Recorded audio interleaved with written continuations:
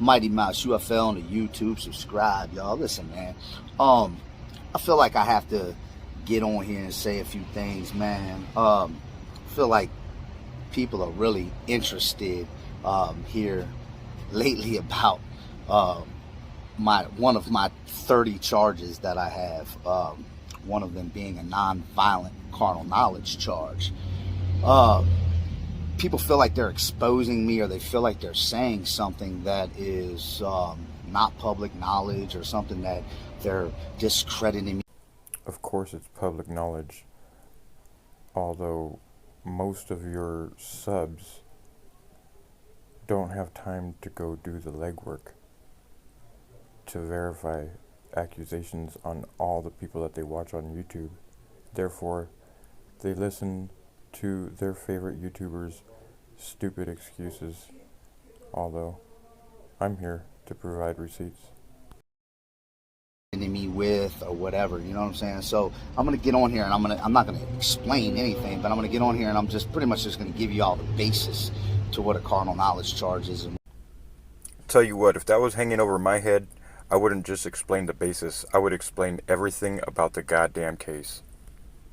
And what the situation is in my state of Virginia, being a Commonwealth state. All right, y'all. Here's the thing, man. In my state, we have what's called a 98% success rate in closing cases, which means 98% of people in my state, out of not just feds is almost 100%, but almost 98% in my state, which is a Commonwealth state, take plea bargains. They do not fight cases in my state. And the reason why they don't do that is because the ones that do fight cases, including my co-defendants, have also ended up getting way more time than I got, and one of my co-defendants ultimately paid with his life in prison. I'm not going to get into any of that, but... What? You're saying that your co-defendant got what you were facing was 55 years, and he got whacked, and you are already out? But you don't want to talk about that, right? But I was facing about 55 years on burglaries, grand larcenies, home invasion, abduction, and robbery. I had almost 30 charges, most of them being breaking and enterings and grand larcenies. The violent charges being the home invasion, the abduction, and the robbery charge. Non-violent also being that carnal knowledge charge. All right. A carnal knowledge charge basically is based upon, I was dating a girl's mom out in Culpeper, Virginia.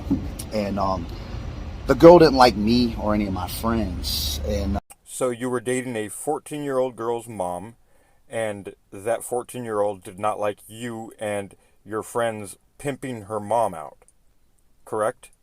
And we were running in and out of the house. I was selling drugs out of that house. I was doing a lot of things, you know, basically, you know, hustling her mom out of that house and stuff. Just to make it clear, he's telling us that he was running drugs in and out of somebody else's house and pimping the mom out of the 14-year-old victim. Just bad shit, you know what I'm saying? Nothing that I'm proud of. This is always going to be something that's going to be on my record. This is not something that, you know, that really affects me, you know, personally. I go back into the prisons now for the reentry programs. I help guys get jobs. I do community. Okay, wait a minute. Which prison lets convicted sex offenders go back into the prison for work? This guy is a fed, straight up. Community resolutions. We go back into the neighborhoods. I donate bags and gloves. We go out there as a group of people. And we go all over the country. If you guys don't know me now in the Guns Down, Gloves Up movement, we go all over the country and we run fights. Basically getting guys out of the street and put on gloves instead of killing each other. And it's worked. We've had the congressmen give statements on us. We've had city councilmen write stuff on us on their Facebook group pages down in Texas. We've had a senator up in the Bronx loan us her spot to run events up there with the Knuckle Up group up there. The list goes on and on. Chief of police actually in Camden actually wants us to always come back down there. I talked to the chief of police out there personally that wants us to always come down to Camden and run fights. But we travel around and we do this thing, man. So, I help guys, like I said, get their Class A CDLs, their tractor trailers, license, and stuff like that, man. Inmates actually come home. And before the COVID started, I was doing a lot of the reentry programs inside of the prisons and stuff. And I was on the cover of Returning Citizen magazine. So basically, we help guys, integrate back into the community, man, successfully, without having to go back to prison and resort back to selling drugs or violence or whatever that they were doing before they went to prison. Ourselves out here, we do our own thing. So come out to any event if you don't like what we do. But back to what I was saying, man, about the charge. All right, guys. Carnal knowledge charge. Basically, I took a plea bargain for this charge. All of my charges actually were plea bargains, man. I got what's called a court-appointed attorney in our state.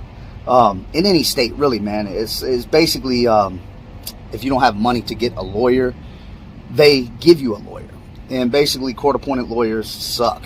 They don't fight for you. They don't try to do what's in your best interest. They basically try to plea you out on pretty much all your cases. So you don't have to.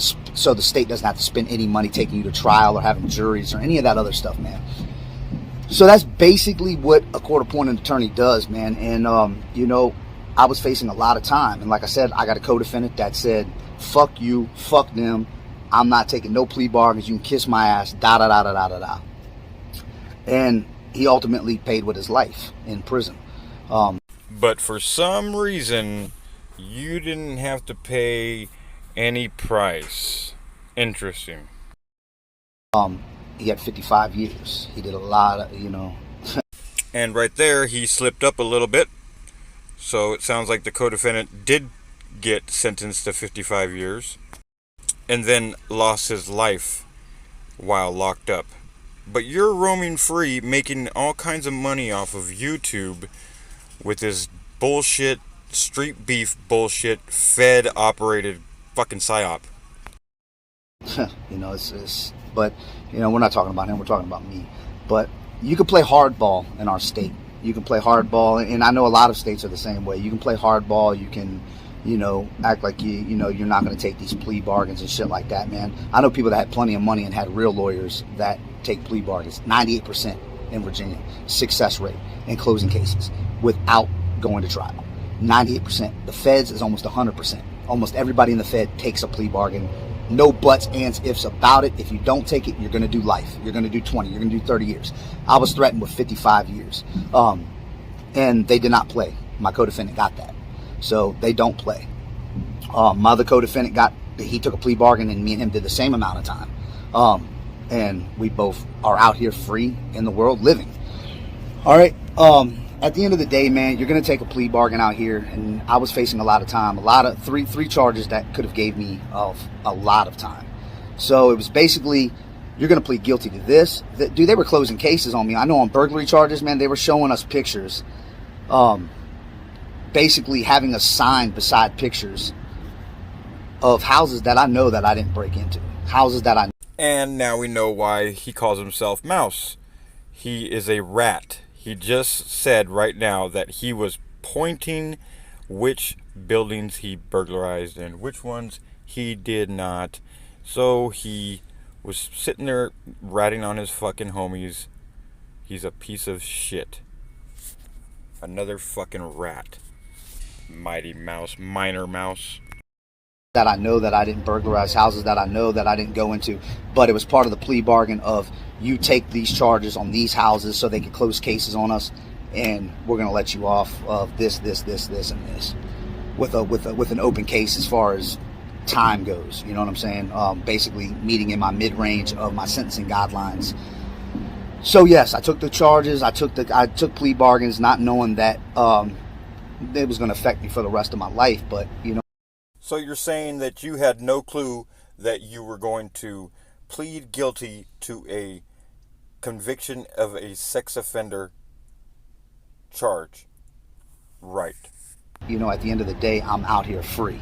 And if I would have fought the charge with a court-appointed attorney, my co-defendant did that. And like I said, not a good outcome. But at the end of the day, man, I'm out here, and I'm out here. At the end of the day, you did what you had to do. You did whatever you had to do to get out and be free. That's what rats do. minor mouse. I'm here with my family. I got kids. I'm out here doing the right thing. So God always puts us in a position, man, where he wants us. You know what I'm saying? I don't know what your beliefs are. I really don't care. I know what my beliefs are. And I believe God always, as long as you're following him, he's going to put you in a set environment where exactly where he wants you to be. And I feel like it does not matter. This is for the ones that think that they are sabotaging me in some form or way, or sabotaging my family in some form or way and stuff. You're not. You know, they always say all publicity is good publicity. You know, if they're hating on you, they're... This is exactly what piece of shit shills, fucking money-hungry rats say. All publicity is good publicity, even if it's bad publicity. So you're saying that you're okay with what's going on. See, I think people would have handled this differently if you would have just addressed it like a man. But listen to the way you are explaining this disgusting fucking charge. They're watching you and so forth and so on. And when it comes to this YouTube shit, that is true. You know, every time you mention my name, I get 1,000 subscribers. So it is true. You know, every time you mention my name, I get more money. So it is true. You know, but again, at the end of the day, man, it was a mother and her daughter. Her daughter hated us, and her daughter went to school and ran her mouth and got us all locked. A 14-year-old went to school and ran her fucking mouth, bro? That's what happened? No, bro. You ran your fucking mouth after you got caught, and that's why you're free. And I'm pretty sure somebody's gonna get their fucking tips on you. Trust. Locked up, you know what I'm saying, ultimately. And it's basically her word against our word. And you know, this is not a violent rape charge where they have to do DNA and all. It's not one of those type of charges. Like I said, I got a fine for this charge. This charge is not, you know, a lot of times suspended off of here, like I said, and I would have got a lot more time with my other cases. So to me, this was an easy out to take the charges that they put in front of me. Damn, it was easy for you to sign on a dotted line saying you will register as a sex offender level 3 for the rest of your life. Damn. And then you're talking about making all this money on YouTube hits? I swear, I hope every single person that is subscribed to you and watches this video unsubscribes. And you guys all know you won't find no PayPal links, no begging for money in my description, none of that shit. All I ask for is, if you're a sub of this guy, unsub. That's all I ask. Oh, and share this to pass it on, because this dude needs to be exposed big time. All of them all happened within a month's time. I went on the run. I absconded off of my probation. I left the state. So I had a lot of charges. I had birth certificate fraud, social security fraud, driver's license. I had coke charges. I had distribution. So yeah, you're just the biggest fucking scumbag on this fucking earth. Yeah. And you're fucking making a bunch of money on YouTube. Golly. This is disgusting. I gotta get back to work. I've been working on this video for a few days now during my lunch, so I'm just gonna I'm gonna stop this shit right here. There's still like 10 more minutes on it. I'll make another video if you want to listen to the rest of it, I guess. I ended up watching the rest of it.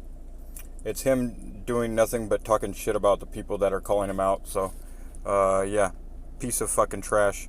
But another one that'll go in the playlist for under sex offenders making money on YouTube.